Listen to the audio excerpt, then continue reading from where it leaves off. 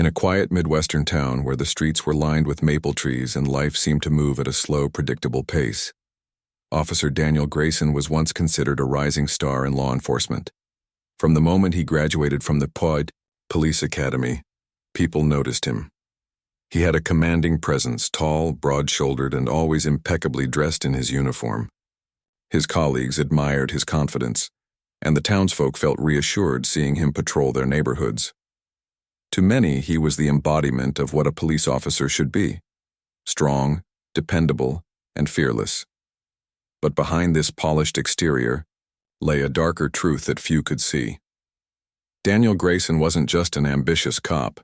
He carried deep-seated beliefs that would eventually overshadow everything good about him. Over time, cracks began to form in his carefully constructed image. It started subtly, a comment here, a look there. Some residents noticed how often he stopped cars driven by people of color, even when there didn't seem to be any reason for it. Others whispered about how harshly he treated certain individuals during routine checks. But these murmurs stayed, hidden, drowned out by the respect most still had for him. Grayson's troubles weren't limited to his behavior on duty. Outside of work, he struggled with personal demons that grew harder to ignore as the years went by. Gambling had become his secret vice, something he thought would bring excitement and relief from the monotony of small-town life. At first, it was harmless fun, weekend trips to casinos or friendly poker games with friends.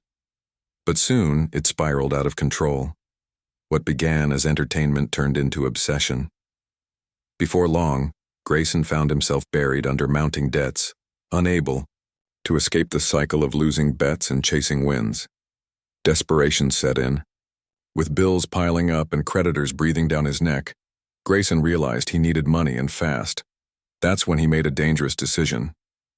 Instead of seeking help or finding legitimate ways to solve his financial problems, he chose to exploit his position as a police officer.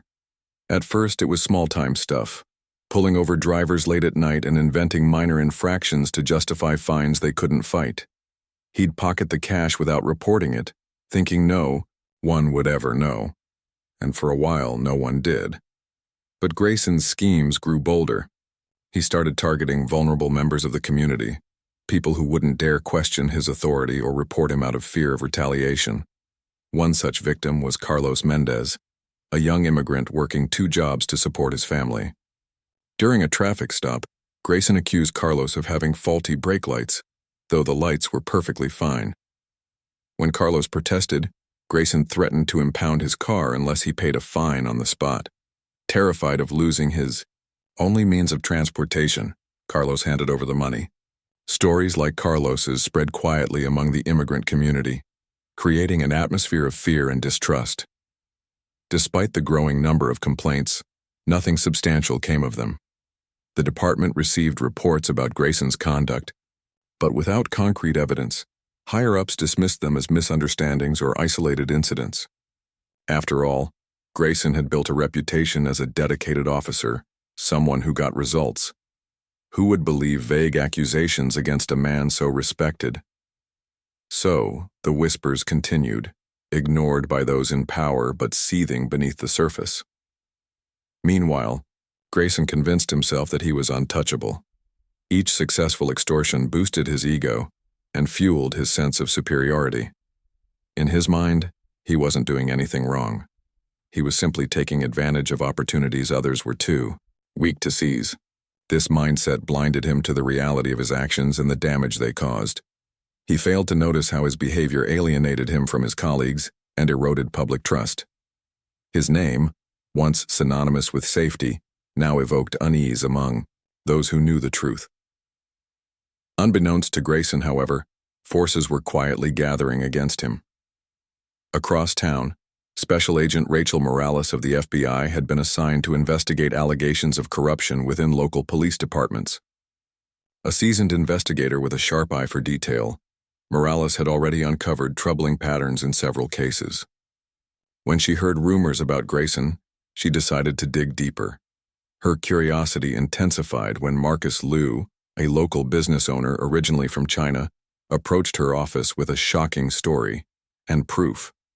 Marcus recounted how Grayson had pulled him over weeks earlier, accusing him of speeding despite being well within the limit. When Marcus asked for clarification, Grayson became aggressive, hurling insults and implying that Marcus's immigration status might not be entirely legitimate. Afraid for his family's future, Marcus reluctantly agreed to pay the bribe Grayson demanded. But unlike others who had suffered in silence, Marcus had the presence of mind to record their interaction using his phone. The audio captured every word, leaving no room for doubt about Grayson's intentions. As Morales listened to the recording, her resolve hardened. This wasn't just another case of misconduct. It was a blatant abuse of power rooted in prejudice and greed. She knew bringing Grayson to justice wouldn't be easy. He was cunning, manipulative, and used to getting away with things. But Morales was determined to expose him, not just for Marcus's sake, but for everyone who had suffered because of him. Little did Grayson realize that his days of exploiting his badge were numbered. Unaware of the storm brewing on the horizon, he continued down his destructive path, oblivious to the fact that his next move would seal his fate. As the weeks passed, Grayson's confidence grew dangerously unchecked. He began to see himself as invincible, a man who could bend the rules without consequence. His latest target was Marcus Liu, a hard-working immigrant who had built a modest life for himself and his family in the small Midwestern town. Marcus owned a corner grocery store that served as both his livelihood and a gathering place for the local community. Despite the long hours and financial struggles, Marcus took pride in providing for his wife and 2 young children. What he didn't know was that his quiet life was about to be upended by someone who should have been protecting him. It started on an ordinary Tuesday evening. Marcus had just finished closing up his shop when he noticed flashing red and blue lights behind his car. Confused, he hadn't been speeding or breaking any traffic laws. He pulled over to the side of the road. As Officer Daniel Grayson approached the vehicle, Marcus rolled down his window with a polite smile, ready to explain if there had been some misunderstanding. But what followed wasn't a routine conversation. Grayson leaned into the open window, his expression cold and unyielding. Without asking for license or registration, he barked accusations at Marcus, claiming he had run a stop sign several blocks back. Marcus shook his head, trying to remain calm. "I'm sorry, sir," he said respectfully, "but I don't think I did anything wrong. Can you tell me where exactly this happened?" Grayson's tone hardened. "You're telling me I don't know my job? Maybe you're not paying attention because your papers aren't in order." The implication hung heavy in the air, and Marcus felt a chill run down his spine. He knew all too well how precarious his status as an immigrant could feel, even though he had worked tirelessly to ensure every document was legal and up to date. Still, he tried to reason with the officer. "My documents are fine, sir. Please let me show them to you." But Grayson wasn't interested in listening. Instead, he launched into a tirade, accusing Marcus of being careless and irresponsible. Then came the ultimatum: pay a hefty fine right then and there, or face further consequences. Grayson made it clear that those consequences wouldn't just involve a court appearance. They might include questions about Marcus's immigration paperwork and potential trouble with federal authorities. For Marcus, the threat was chilling. He thought of his children sleeping peacefully at home and the life he had worked so hard to build. There was no choice but to comply. With trembling hands, Marcus handed over the cash Grayson demanded. But unlike many others who had fallen victim to similar schemes, Marcus refused to stay silent. As soon as he got home, he retrieved his phone from his pocket and replayed the recording he had secretly made during the encounter. Hearing Grayson's voice again, the thinly veiled threats, the condescending tone, only strengthened Marcus's resolve. This wasn't just about him anymore. It was about stopping someone who was abusing their power to prey on innocent people like him. The next morning, Marcus reached out to a friend who worked at a local nonprofit organization advocating for immigrant rights. She listened intently as Marcus recounted the story, and suggested he take the evidence to someone who could make a difference. That's when she mentioned Special Agent Rachel Morales, whose name had recently surfaced in connection with investigations into police corruption. Though hesitant at first, fearful of retaliation, Marcus decided to take the risk. He couldn't shake the feeling that speaking out might save others from going through what he had endured. When Marcus met Agent Morales, he found her to be warm yet professional. Sitting across from her in a nondescript office building, he shared his experience and played the recording for her. Morales listened carefully, her expression growing increasingly serious as the audio revealed Grayson's blatant misuse of authority. To her, this wasn't just another case, it was a glaring example of systemic issues plaguing law enforcement. And more importantly, it was an opportunity to hold someone accountable.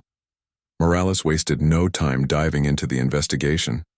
She reviewed the recording multiple times, noting every detail of Grayson's words and behavior. She also began reaching out to other members of the community, discreetly asking if anyone else had encountered similar situations. Slowly but surely, patterns emerged. Several individuals came forward, sharing stories eerily similar to Marcus's. Some had been stopped under false pretenses, while others had been pressured into paying bribes to avoid fabricated charges. Each account painted a clearer picture of Grayson's predatory tactics.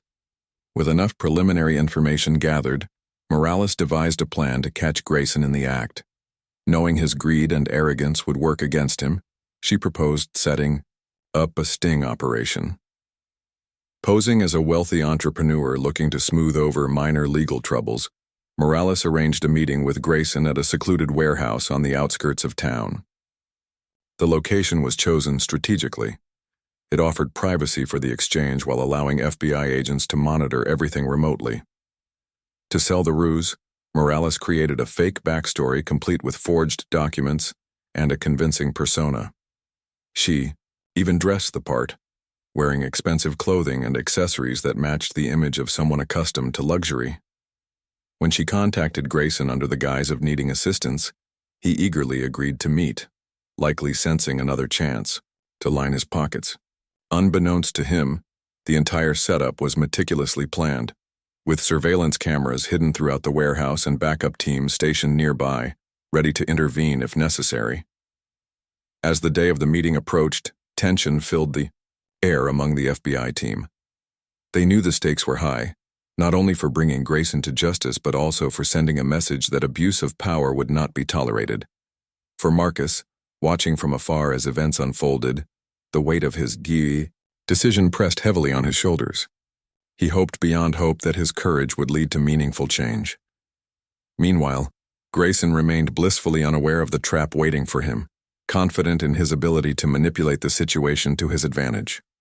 What none of them realized, at least not yet, was that the sting operation would spiral into something far more dramatic than anyone anticipated.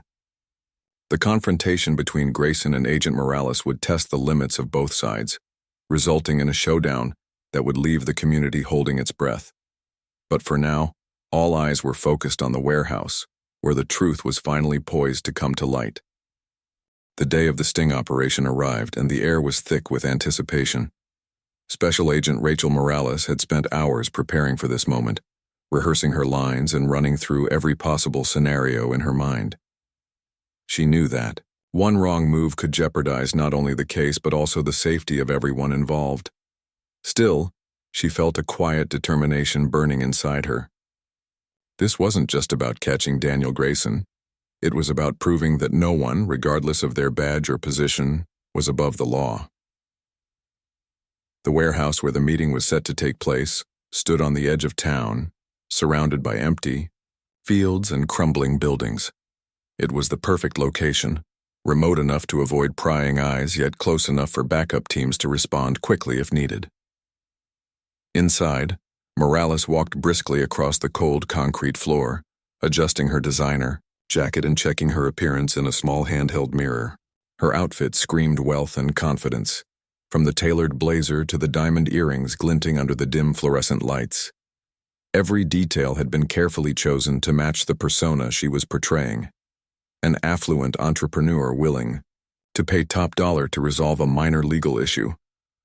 As she waited, hidden cameras buzzed softly in the corners of the room, capturing every movement. Outside, FBI agents monitored the feed from a nearby van, their fingers hovering over radios as they listened intently for any sign of trouble. The tension was palpable. Even those stationed far away couldn't shake the feeling that something explosive was about to happen. Minutes later, the sound of tires crunching against gravel signaled Grayson's arrival. Morales straightened her posture, schooling her features into a calm, composed mask. When the door creaked open and Grayson stepped inside, she turned to face him, offering a polite smile. "Officer Grayson," she said smoothly, extending a hand. "Thank you for coming on such short notice." Grayson glanced around the warehouse, his sharp eyes scanning the space before settling on Morales. He returned her handshake with a firm grip, though there was a flicker of suspicion in his gaze. "You said this was urgent," he replied gruffly, cutting straight to the point. "What's the problem?" Morales gestured toward a folding chair, near the center of the room. "Please have a seat, I'll explain everything." As Grayson lowered himself onto the chair, she took a deep breath and launched into her rehearsed story. "I've been informed that there are some discrepancies in my records related to recent business dealings. Apparently, someone has flagged me for investigation. Now, I don't know exactly what's going on, but I'd rather handle it discreetly. You understand how these things can spiral out of control if they're not managed properly." Grayson leaned back, crossing his arms over his chest. His expression remained guarded, but Morales noticed a subtle shift in his demeanor, a spark of interest behind his steely eyes. "Discrepancies, huh?" he said slowly, dragging out the word. "And why exactly do you think I'm the person to help you with this?" "I've heard good things about your work," Morales lied effortlessly, maintaining steady eye contact. "People say you're thorough and resourceful. Exactly the kind of officer who knows how to get results without causing unnecessary drama." She paused, letting the compliment sink in before continuing. "Of course, I'm more than happy to compensate you for your time and effort. Discretion doesn't come cheap, after all." For a moment, Grayson didn't respond. He studied her face, searching for any hint of deception. But Morales had trained for years to keep her emotions in check, and her expression betrayed nothing. Finally, he nodded, a sly grin spreading across his lips. "All right, let's talk numbers. How much are we looking at here?" Morales named a figure high enough to pique his interest but low enough to seem plausible. Grayson's grin widened and he chuckled darkly. "Not bad," he said, leaning forward slightly. "But you should know, fixing something like this isn't cheap. There are risks involved for both of us." "Of course," Morales agreed, slipping a briefcase onto the table between them. She clicked it open, revealing stacks of cash neatly bundled inside. Grayson's eyes gleamed with greed as he reached out to touch the money, his fingers brushing against the crisp bills. For a fleeting second, Morales thought she saw a flicker of vulnerability beneath his bravado, a man desperate to fill the void left by his mounting debts. But the moment passed quickly, replaced by the same arrogance that had defined him throughout his career. Just as Grayson began counting the money, Morales decided to push further, testing his limits. "There's one more thing," she said casually. "I need assurance that this won't come back to bite me later. Can I trust you to make sure everything is taken care of?" Grayson froze mid-count, his head snapping up to meet her gaze. Something in her tone must have triggered his instincts because his demeanor shifted instantly. Gone was the cocky officer eager to pocket a bribe. In his place stood a man cornered, suspicion flaring in his eyes. "Who sent you?" he demanded, sharply, his voice laced with hostility. "This whole setup feels off." Morales kept her composure, though her pulse quickened. "What do you mean? No one sent me? I came to you because I need help." But Grayson wasn't convinced. He stood abruptly, knocking the chair over behind him. "Bullshit," he spat, taking a step back. "You're not who you say you are." His hand moved instinctively toward the holster at his side, and Morales' stomach dropped. This was the moment she had feared, the tipping point where things could either go smoothly or spiral completely out of control. Before she could react, Grayson drew his service weapon and pointed it directly at her. The room fell deathly silent, except for the faint hum of the surveillance equipment. Morales raised her hand slowly, her mind racing. She had anticipated resistance, but not this level of aggression. "Let's stay calm," she said evenly, her voice steady despite the adrenaline coursing through her veins. "There's no reason for this to escalate." Grayson ignored her, his finger tightening on the trigger. "Tell me who you really are," he shouted, his face contorted with rage. "Is this some kind of sting? Are you working with the feds?" Outside, the FBI team monitoring the situation erupted into action. They had been watching the live feed closely, and when Grayson pulled his gun, alarms blared in the surveillance van. Agents scrambled to coordinate their response, knowing they had mere seconds to intervene before the situation turned deadly. Back inside the warehouse, Morales continued trying to de-escalate the confrontation. "It doesn't matter who I am," she said firmly. "What matters is that you're making a mistake right now. Put the gun down, Officer Grayson. We can still resolve this peacefully." But Grayson wasn't listening. His paranoia had taken over, clouding his judgment. He paced back and forth, waving the weapon erratically as he ranted about conspiracies and betrayal. To Morales, it was clear that he was unraveling, not just in this moment, but perhaps in his entire life. Years of unchecked behavior, fueled by greed and prejudice, had finally caught up with him. Suddenly, the sound of boots pounding against the pavement outside broke the tension. Backup agents stormed the warehouse, shouting commands for Grayson to drop his weapon. Startled, he swung the gun toward the new arrivals, his movements frantic and unpredictable. Chaos erupted as shouts echoed through the cavernous space. Morales ducked behind a stack of crates, her heart pounding as she watched the scene unfold. For several agonizing moments, it seemed like violence was inevitable.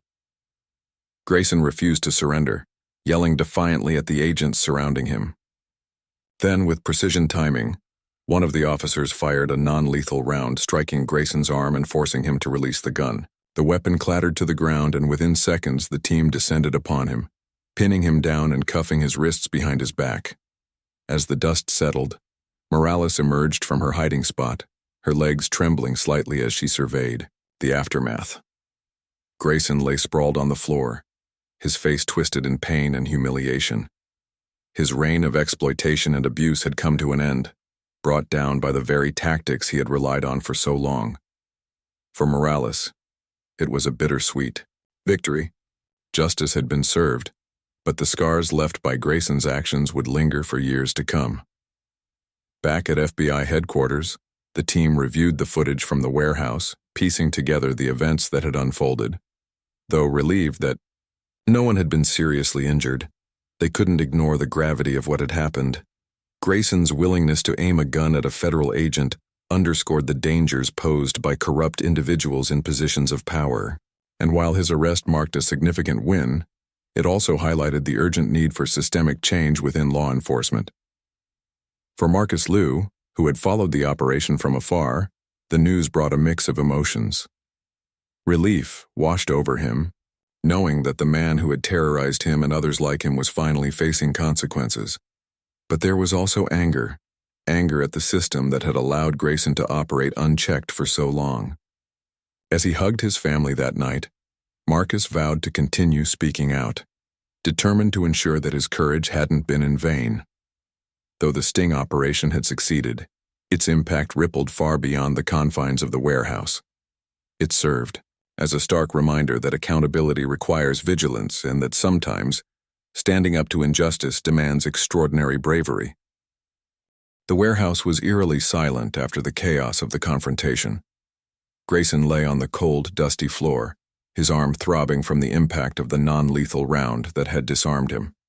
His face twisted in pain and humiliation as FBI agents surrounded him, their voices sharp and authoritative. "Stay down," one of them barked, pressing a knee firmly into his back to ensure he couldn't move. Another agent quickly secured his wrists with handcuffs, tightening them just enough to make clear this wasn't a negotiation. Grayson's earlier bravado had evaporated. Now all that remained was a defeated man who had been caught red-handed. Special Agent Rachel Morales stood nearby, her hands still trembling slightly from the adrenaline rush of the past few minutes. She took a deep breath, steadying herself, before stepping forward to address the team. "Is everyone okay?" she asked, her voice calm but firm. The agents nodded, confirming no one had been injured during the takedown. Satisfied, Morales turned her attention to Grayson, who glared up at her with undisguised hatred. For a moment their eyes locked, hers filled with resolve, his clouded with anger and disbelief. It was a silent exchange that spoke volumes about the clash between justice and corruption. Once Grayson was fully restrained, the agents hauled him to his feet. He stumbled slightly, wincing as the weight of his actions and the cuffs around his wrists finally hit him. One of the agents began reading him his rights, each word cutting deeper into the facade of invincibility Grayson had built over the years. "You have the right to remain silent." The familiar refrain echoed through the warehouse, a stark reminder that the law applied even to those sworn to uphold it. Grayson said nothing, his jaw clenched tightly as if trying to hold back words that might only dig him deeper into trouble. As the agents led Grayson out of the warehouse, the crowd outside erupted into cheers. News of the sting operation had spread quickly. Thanks to bystanders who had noticed the commotion near the building, local residents gathered along the street, some holding signs condemning police corruption, others simply watching in stunned silence. Among them was Marcus Liu, the man whose courage had sparked the investigation. He stood quietly, his arms wrapped around his wife and children, tears welling up in his eyes as he watched Grayson being loaded into a police car. For Marcus, this moment represented more than just personal vindication.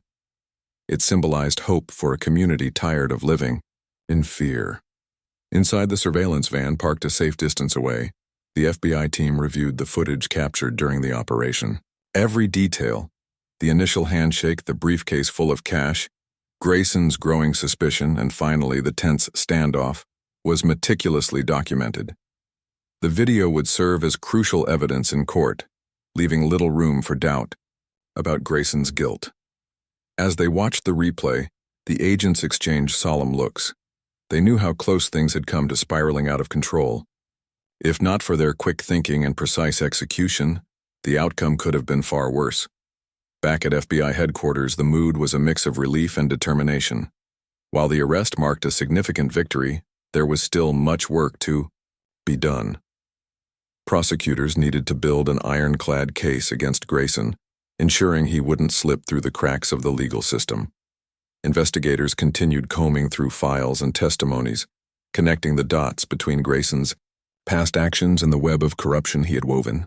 Each new piece of evidence reinforced the severity of his crimes and underscored the importance of accountability within law enforcement. Meanwhile, the media frenzy surrounding the incident reached a fever pitch. Footage of Grayson's arrest aired repeatedly on local news channels, accompanied by interviews with community members who had long suspected misconduct but lacked proof. Social media platforms lit up with discussions about systemic racism and abuse of power, amplifying calls for reform. Some praised the FBI's efforts, hailing the operation as a triumph of justice. Others expressed frustration, pointing out that Grayson was likely just one example of a broader issue plaguing policing nationwide. For Grayson himself, the days following his arrest were a blur of indignity and regret. Stripped of his badge and uniform, he sat in a holding cell, grappling with the reality of his situation. Gone was the authority figure who once commanded respect, or at least compliance, from those around him. Now he was just another prisoner awaiting trial, his reputation shredded by the very tactics he had used to exploit others. Despite his attempts to justify his behavior, to blame his gambling addiction or claim he was merely taking advantage of opportunities, he couldn't escape the truth. He had abused his position for personal gain, targeting vulnerable individuals and perpetuating cycles of fear and mistrust. His family, too, bore the brunt of his downfall.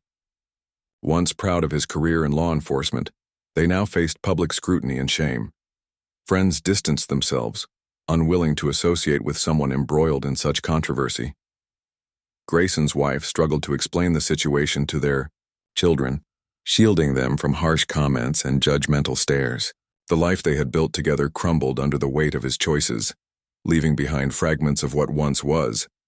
In contrast, Marcus Liu found solace in the support of his community. Neighbors who had previously kept their distance now approached him with kind words and offers of assistance. Local leaders invited him to speak at town hall meetings, eager to hear his perspective on how to rebuild trust between law enforcement and marginalized groups. Though hesitant at first, Marcus embraced the opportunity, sharing his story with anyone willing to listen. He emphasized the importance of speaking out against injustice, reminding others that change often begins with a single act of bravery. Agent Morales, too, reflected on the events leading up to Grayson's arrest. While she felt a sense of accomplishment, she also recognized the larger implications of the case.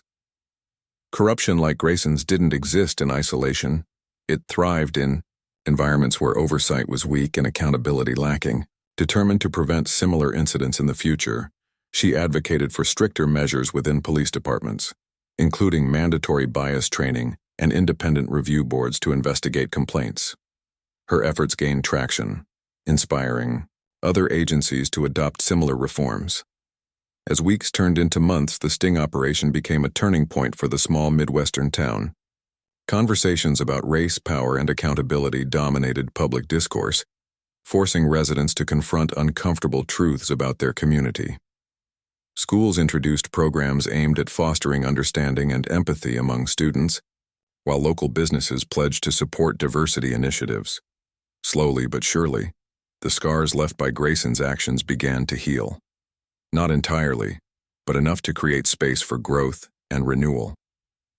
Still, lingering questions remained. Would Grayson's arrest serve as a deterrent for others tempted to misuse their authority? Could systemic issues within law enforcement truly be addressed? Or would they persist beneath the surface, waiting for another opportunist to exploit them? These uncertainties loomed large, casting shadows over the progress made thus far. But, for now, the community held on to hope, a fragile yet powerful force driving them toward a better future. And so, as Grayson awaited his day in court, the world moved forward. The sting operation had exposed not only one man's descent into greed and prejudice, but also the resilience of those determined to fight for justice. It was a story of contrasts, of darkness giving way to light, of fear transforming into courage. And though the road ahead promised challenges, the lessons learned from this chapter would guide the town as it worked to ensure that such a dark episode would never repeat itself. The trial of Daniel Grayson became one of the most talked about legal proceedings in recent memory. The courtroom was packed every day, filled not only with journalists and curious onlookers, but also with members of the community who had been directly or indirectly affected by Grayson's actions. For many, this was more than just a case, it was a reckoning. It was an opportunity to confront the deep-rooted issues that had allowed someone like Grayson to thrive unchecked for so long. From the moment jury selection began, it was clear that emotions ran high. Potential jurors were carefully screened to ensure impartiality, though finding individuals completely unaware of the case proved nearly impossible. News outlets had covered every detail extensively, from Grayson's arrest at the warehouse to the mounting evidence against him. Despite these challenges, Judge Evelyn Carter, a stern yet fair-minded woman known for her no-nonsense approach, ensured that the process remained as unbiased as possible. She reminded everyone present, both in the courtroom and watching via live streams, that the goal was justice, not vengeance. When the trial officially commenced, the prosecution wasted no time presenting its case. Led by Assistant District Attorney Laura Bennett, a seasoned litigator with a reputation for dismantling even the toughest defenses, the team laid out a comprehensive timeline of Grayson's misconduct. They started with the recorded audio provided by Marcus Liu, playing it aloud for the jury. The courtroom fell silent as Grayson's voice echoed through the space, each word dripping with intimidation and prejudice. Gasps rippled through the audience when he threatened Marcus with deportation over fabricated charges, leaving little doubt about his motives. Next came testimonies from other victims who had come forward after learning about the investigation. One by one, they recounted their encounters with Grayson, describing how he had used his position to extort money under false pretenses. A young mother tearfully explained how she had been forced to hand over her last paycheck during a traffic stop, terrified of what might happen if she refused. An elderly man recalled being stopped repeatedly for minor infractions, only to be let go after paying fines that never made it into official records. Each story painted a chilling picture of a man who saw his badge not as a symbol of service, but as a tool for exploitation. The prosecution also presented video footage from the sting operation, showing Grayson accepting bribes and ultimately pointing his gun at Agent Morales. The grainy but undeniable images left a lasting impression on the jury, underscoring the danger posed by someone willing to escalate a situation to such extremes. Prosecutor Bennett emphasized this point during her opening statement. This isn't just about corruption. It's about the abuse of power and the harm inflicted on innocent people. Officer Grayson betrayed the trust placed in him by the public, using fear and intimidation to line his own pockets. Grayson's defense attorneys fought back fiercely, attempting to cast doubt on the prosecution's narrative. They argued that Grayson's behavior stemmed from personal struggles, particularly his gambling addiction, which had driven him to desperation. They portrayed him as a flawed individual caught in a downward spiral rather than a malicious predator deliberately targeting others. To bolster their argument, they called witnesses who spoke of Grayson's earlier years as a dedicated officer before his troubles began. One former colleague described him as a good cop who lost his way, while another mentioned how stress from financial problems seemed to change his personality. The defense also questioned the credibility of the FBI's sting operation, suggesting that Agent Morales had entrapped Grayson by luring him into a scenario designed to provoke illegal behavior. "My client may have made mistakes," one attorney argued passionately, "but does that justify setting him up?" This operation wasn't about catching a criminal, it was about manufacturing one. Their strategy aimed to shift focus away from Grayson's actions and onto the methods used to expose them, hoping to plant seeds of reasonable doubt in the minds of the jurors. Throughout the trial, Grayson sat silently at the defendant's table, his expression alternating between defiance and resignation. At times he leaned forward intently, whispering instructions to his lawyers or scribbling notes on a legal pad. Other times, he slumped back in his chair, avoiding eye contact with the witnesses recounting their harrowing experiences. His demeanor reflected the internal conflict raging within him, a mixture of regret for the choices he had made and anger at the system he believed had turned against him. One of the most pivotal moments came when Agent Rachel Morales took the stand. Dressed in a crisp Navy suit, she exuded confidence as she recounted the events leading up to the sting operation.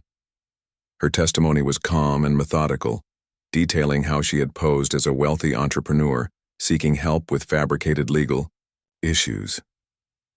She described Grayson's initial eagerness to accept a bribe, followed by his growing suspicion and eventual violent reaction. When asked why she had risked her safety to confront him, Morales paused briefly before responding. "Because justice demands it," she said simply, her voice steady and unwavering. "No one should be able to abuse their authority without consequence." As Morales spoke, the jury watched her closely, hanging on every word. Her professionalism and composure left a strong impression, countering the defense's claims of entrapment. During cross-examination, Grayson's attorneys tried to rattle her, questioning whether the FBI had overstepped ethical boundaries. But Morales remained unshaken, deflecting their attempts with concise answers that reinforced the legitimacy of the operation. Closing arguments brought the trial to its climax. Prosecutor Bennett delivered a powerful summation, urging the jury to see beyond Grayson's excuses and focus on the evidence. "This case isn't about sympathy," she declared. "It's about accountability." Daniel Grayson chose to exploit his position, victimizing those least able to defend themselves. Today we ask you to hold him responsible for his actions, not because we seek revenge, but because we believe in fairness and integrity. In contrast, Grayson's defense team appealed to the jury's sense of compassion, framing their client as a product of circumstances beyond his control. "Yes, he made poor decisions," one attorney admitted, "but does that mean he deserves to lose everything? We're all human, capable of making mistakes. What my client needs is rehabilitation, not punishment." After hours of deliberation, the jury returned with a verdict: guilty on all counts, including extortion, attempted assault on a federal agent, and civil rights violations.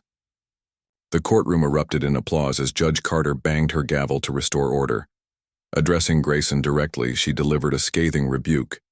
"You swore an oath to protect and serve, yet you chose to prey on the vulnerable and betray the very principles you were meant to uphold. Your actions have damaged not only your victims but also the institution you represented. Justice requires that you face consequences proportionate to the harm you caused." With those words, she sentenced Grayson to 8 years in federal prison, ensuring he would spend significant time reflecting on his crimes and their impact.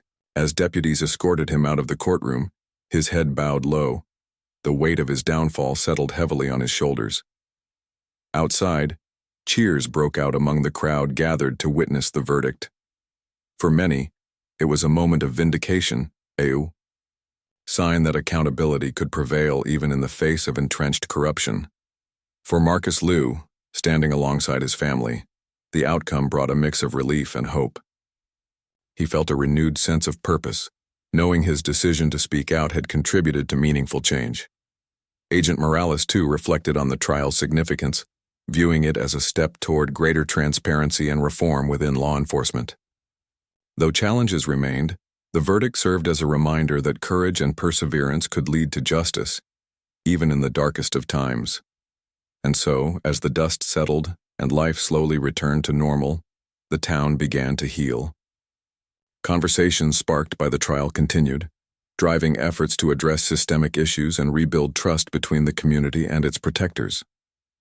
While scars lingered, they served as reminders of lessons learned and promises made to ensure a brighter, fairer future for all.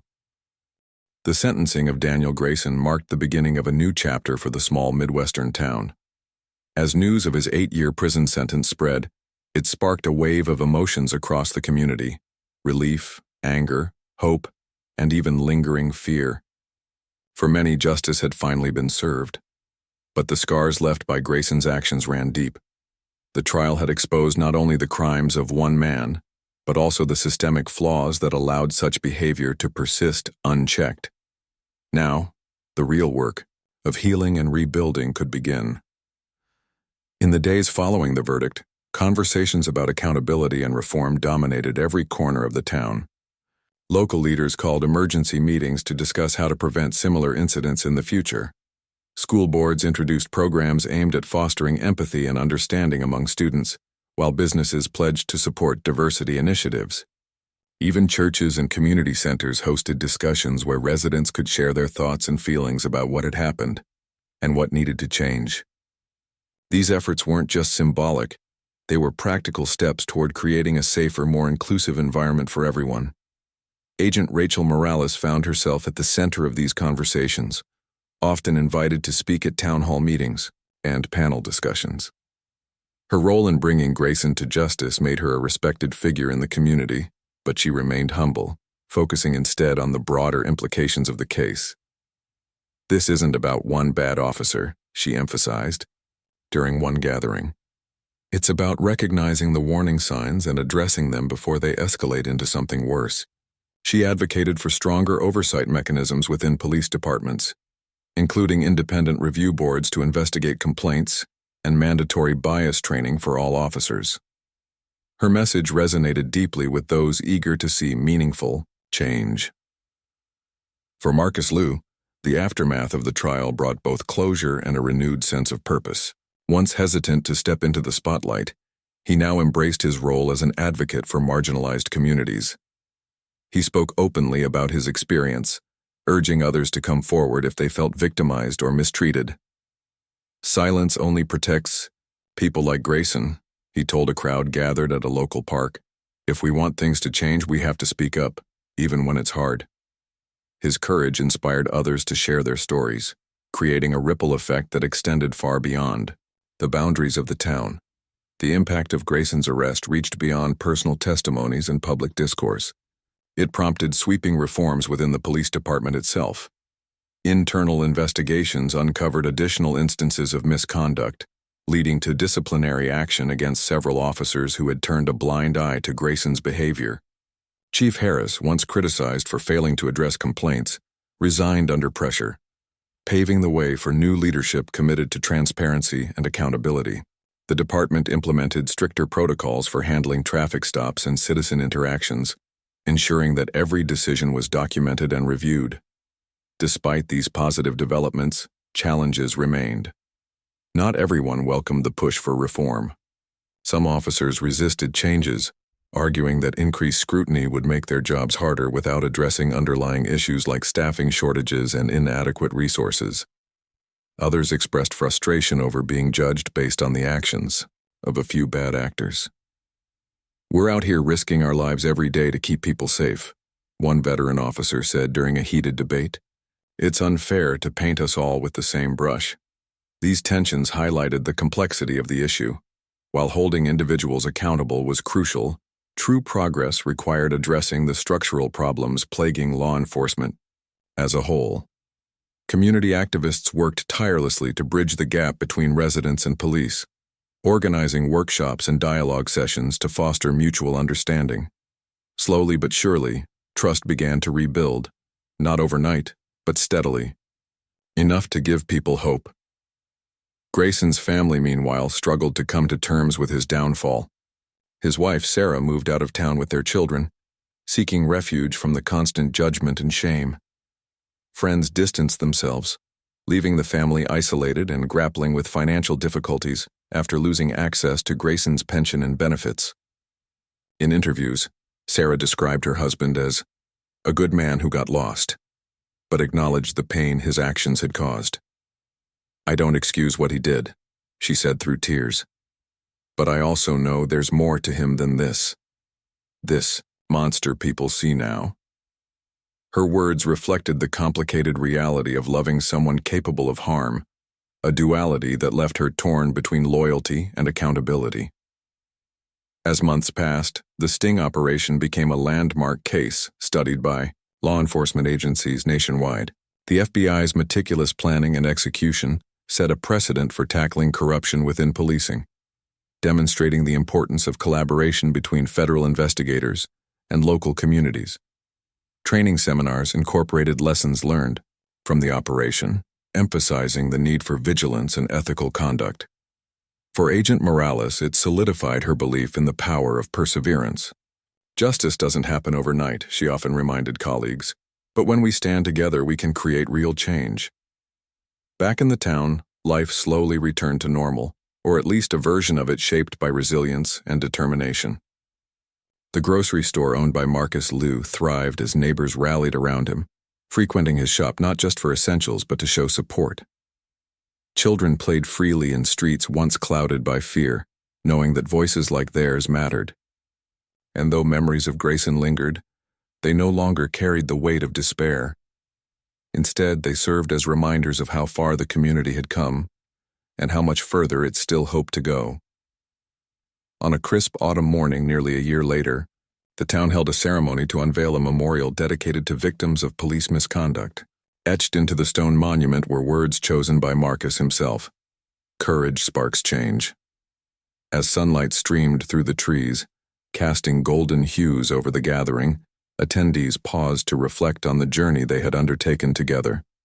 There were tears, yes, but also smiles, laughter, and promises to continue fighting for a better tomorrow. Daniel Grayson's name faded from headlines, replaced by stories of triumph and transformation.